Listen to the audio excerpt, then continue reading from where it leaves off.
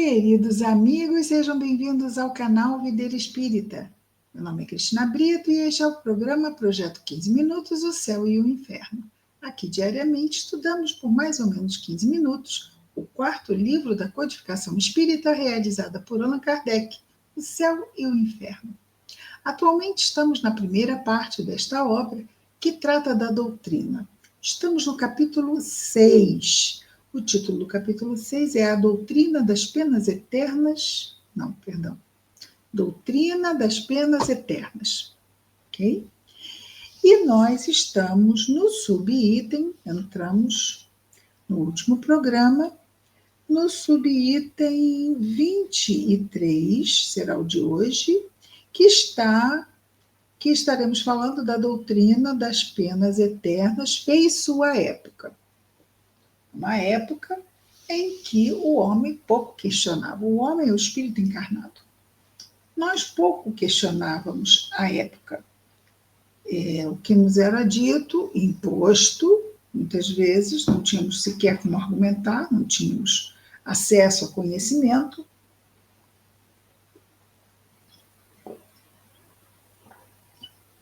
E lá íamos aceitando cegamente. A fé cega, como se chama hoje. E o Espiritismo nos traz a fé raciocinada. Por quê? Porque nós cremos, porque entendemos. Vamos rever aqui o último parágrafo do item 22, que é o anterior, porque no 23 Kardec dá continuidade à ideia. Então, o último parágrafo do 22 diz assim: assim ocorre hoje com a humanidade. A humanidade saiu da infância e sacudiu suas andadeiras, ou seja, aquilo que a apoiava a andar. Hoje, o homem não é mais esse instrumento passivo que se curva sob uma força material, ou seja, uma instituição, uma força de quem quer que seja, a força material mesmo, de opressão. Nem esse ser crédulo, que aceitava tudo de olhos fechados. Fé seca. Aí vamos para o item 23, que é o nosso primeiro de hoje. A crença é um ato de entendimento e, por isso, não pode ser imposta.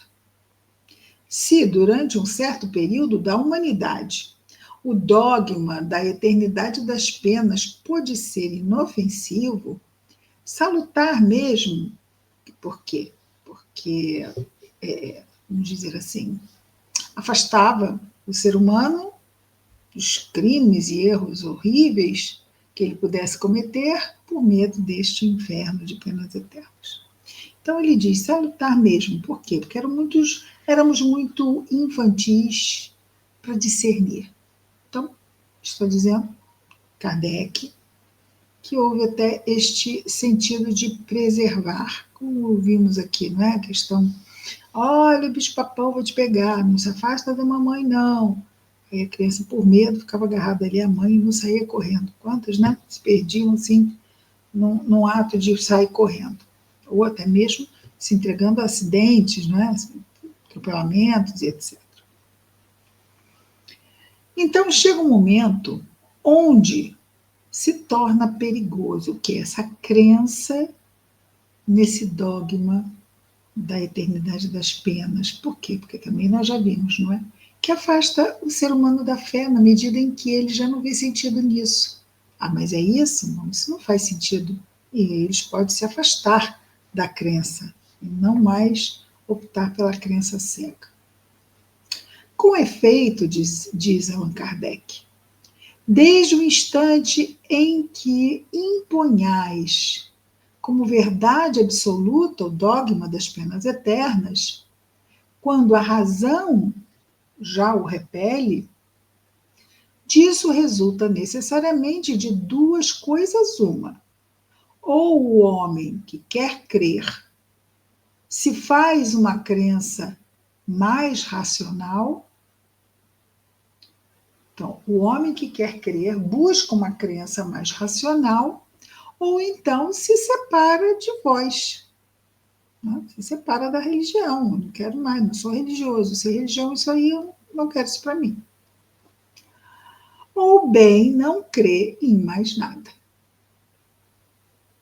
É evidente, para quem estudou a questão a sangue frio, ou seja, sem parcialidades, que em nossos dias o dogma da eternidade das penas faz mais materialistas e ateus do que todos os filósofos. Por quê? Porque agride de tal forma a razão que já sabe que isso não faz sentido nenhum, que, olha, se Deus estruturou as coisas assim, eu não acredito em Deus. Porque esse Deus não faz sentido, é um Deus ilógico. Né? E ele continua, no mesmo item 23, as ideias seguem um curso incessantemente progressivo. Não se pode governar os homens senão seguindo esse curso. Querer detê-lo ou fazê-lo retroceder, o progresso, ninguém pode deter o progresso, nem voltar atrás no progresso. Ou simplesmente permanecer atrasado quando ele avança, é perder-se. Seguir ou não seguir esse movimento é uma questão da vida, é uma questão de vida ou de morte. Então, se eu decido seguir o progresso, não vou seguir o progresso, é uma questão de vida e de morte no momento que eu decido que eu vou promover o meu desenvolvimento ou que não, que eu vou ficar embotado e pronto. Vida de morte é assim, algo assim, muito importante, o que ele quer dizer. Então, mas ele vai falar aqui, não é? Seguir ou não esse movimento de trazer a razão para as questões da espiritualidade. É uma questão de vida ou de morte para as religiões, assim como para os governantes.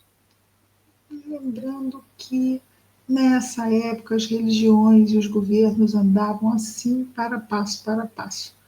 Hoje o Estado é laico, ou seja, não busca aliar-se à religião, ok?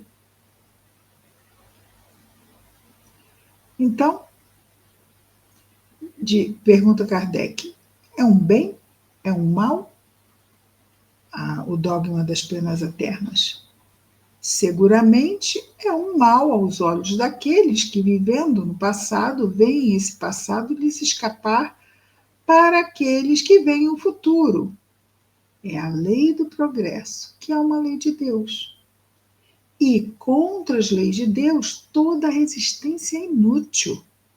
Né? Para ele dizer que é um mal. Porque é um mal para aqueles que ficam lá vendo o passado e ficam querendo se deter.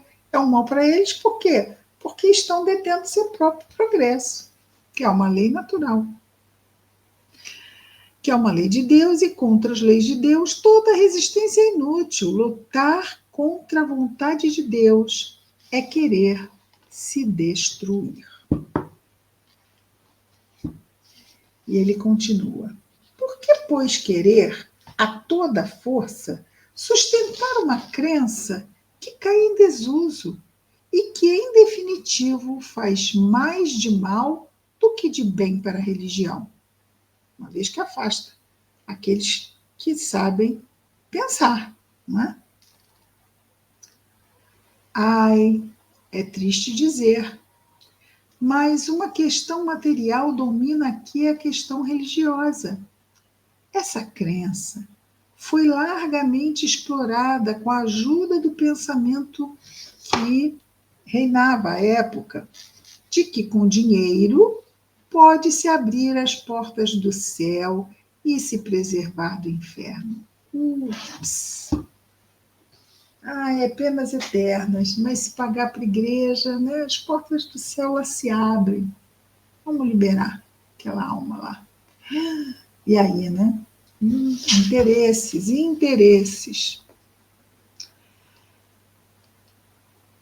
As somas que ela produziu e que produz ainda são incalculáveis. As pessoas compravam os pedacinhos no céu, não é? Os terreninhos. é o imposto levantado sobre o medo da eternidade. Sendo esse imposto facultativo, ou seja, não era obrigatório, o produto é proporcional à crença. Se a crença não existe mais, o produto se torna nulo. Não interessa mais, ninguém paga mais por ele, não é? A crença dá voluntariamente seu bolo àquele que lhe promete livrá-la do lobisomem. Mas quando a criança não crê mais, mas quando a criança não crê mais no lobisomem, guarda o seu bolo. Ah, não, a crença não. Ai, por isso que não está fazendo sentido. Tem que fazer sentido, não é? Não. A criança dá, a criança, não a crença. Sabe por quê? Porque eu não estou usando isso. A criança dá voluntariamente seu bolo àquele que lhe promete livrá-la do lobisomem, mas quando a criança não crê mais no lobisomem, ela guarda o seu bolo. Usará. Item 24. A nova revelação, ou seja, a doutrina espírita, dando ideias mais sadias da vida futura, realmente, essas ideias das penas eternas são nada sadias. E provando que se pode chegar à salvação pelas próprias obras, deve reencontrar uma oposição tanto mais viva quanto mais seca uma fonte mais importante de produtos. Ou seja, a doutrina espírita veio desdizer isto, pela lógica, né, pelas informações que os espíritos trouxeram. E então, deve-se esperar o quê? Que ela seja muito atacada, porque ela ataca produtos que estão em exposição e que rendem muito. Então, é natural que seja atacada, na medida em que os prejuízos são mais vultosos. Assim ocorre cada vez mais. Não, agora eu estou de loop, não tem nem desculpa. Assim ocorre cada vez que uma descoberta ou uma invenção vem mudar os hábitos. Aqueles que vivem dos antigos usos custosos os enaltecem e desacreditam os novos mais econômicos. Crê-se, por exemplo, que a imprensa, apesar dos serviços que deveria prestar à humanidade, deva ter sido aclamada pela numerosa classe dos copistas. Os copistas não vão aclamar a imprensa. Os copistas eram aqueles, não é, que ficavam lá copiando o texto, até que Gutenberg inventou a imprensa. Quem é que vai ficar solicitando serviços aos copistas quando temos a imprensa? Não é? Hoje em dia nós mandamos os votos de Natal ainda por correio, mas antigamente era apenas por correio. Então, eram aquelas filas quando se aproximava o Natal, das agências de correio. Todo mundo correndo para mandar seus cartões. As árvores de Natal ficavam cheias. Quanto mais cartões tivesse, mais pessoas, não é, nos enviaram votos de um Feliz Natal, fazer parte, enfeitar a árvore com os cartões de Natal. E hoje, raríssimas vezes, cartões são enviados, comparado ao passado. Por quê? Porque hoje se mandam votos pelo WhatsApp, pelas redes sociais, pelo e-mail. Antigamente passou a ser o e-mail, depois vieram as redes sociais. Isso, os Correios perderam um bocado de clientela. Mas é o progresso, não é?